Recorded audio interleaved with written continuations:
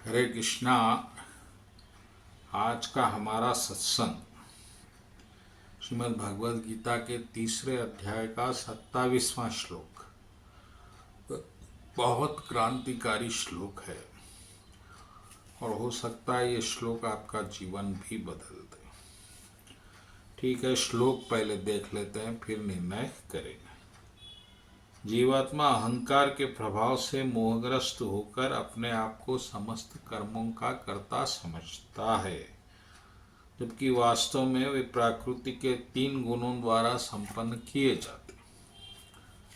यही है आज का श्लोक। अब इसी पर आज की चर्चा हम करेंगे।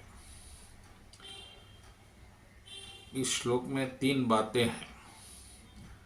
एक है कर्ता, एक प्रकृति, एक अहंकार। अब हम जो भी जीवन में कर रहे हैं वो हम कर रहे हैं ऐसा हम समझते और ऐसा ही मानकर हम जीवन व्यतीत भी कर रहे हैं।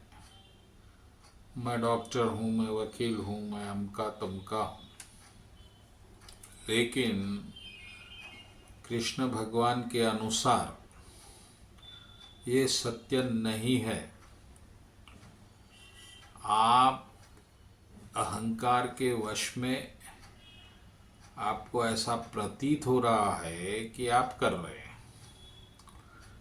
जबकि कोई और कर रहा है। यानी कि कोई और कर रहा है और आप भर रहे हैं। अच्छाई हो रही है तो अच्छा फल भर रहे हैं, बुराई हो रही तो बुरा फल भुगत रहे हैं, जबकि ना आपने अच्छा किया ना बुरा किया।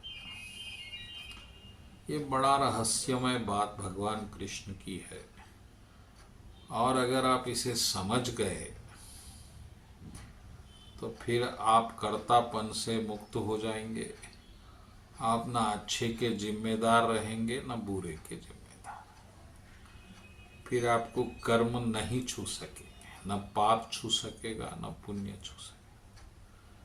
तो ये सब क्या है, ऐसा भगवान क्यों कह रहे हैं? भगवान ये नहीं कह रहे हैं कि तुम पुण्य करो, अच्छा करो। भगवान कह रहे हैं तुम कर ही नहीं रहे हो, प्रकृति कर रही है। प्रकृति यानी कि कोई एक अलग चीज है जो हम नहीं है, वो हम पे कर रही है और हम समझ रहे हैं हम कर रहे हैं। क्यों समझ रहे हैं? क्योंकि एक अहंकार एलिमेंट हमारे आत्मा पर फिट कर दिया गया है और पूरी दुनिया इससे मोहित होकर खुद को कर्ता समझ के भुगत रही है।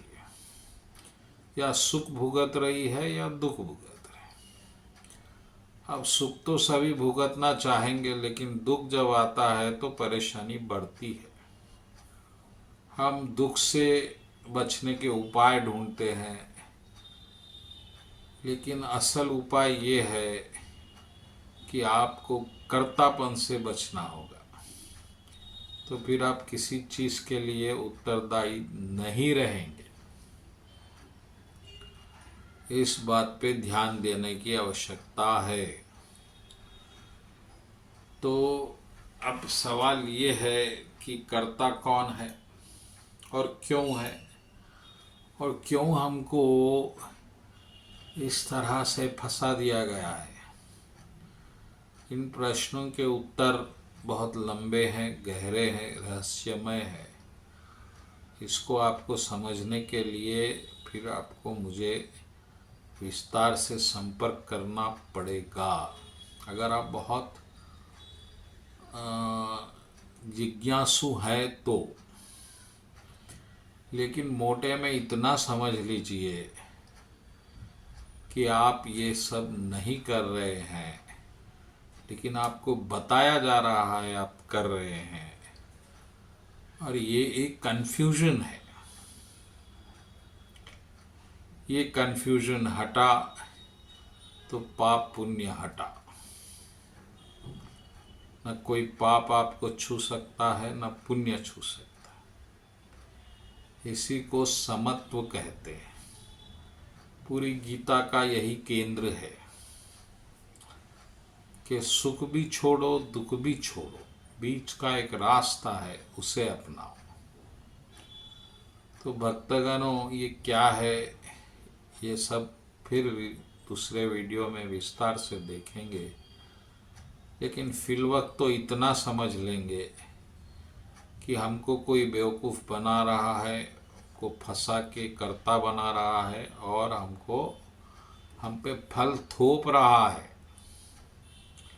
और हम सुख दुख के भागीदार बन के, सुख तो क्षणिक रहता है, दुख तो हमेशा रहता है, दुख का भंडार बन जाता है, और इसीलिए जीवन भी हमारा दुखी हो गया है। बस इसीलिए इस अहंकार को त्याग दो तो कर्तापन हटेगा।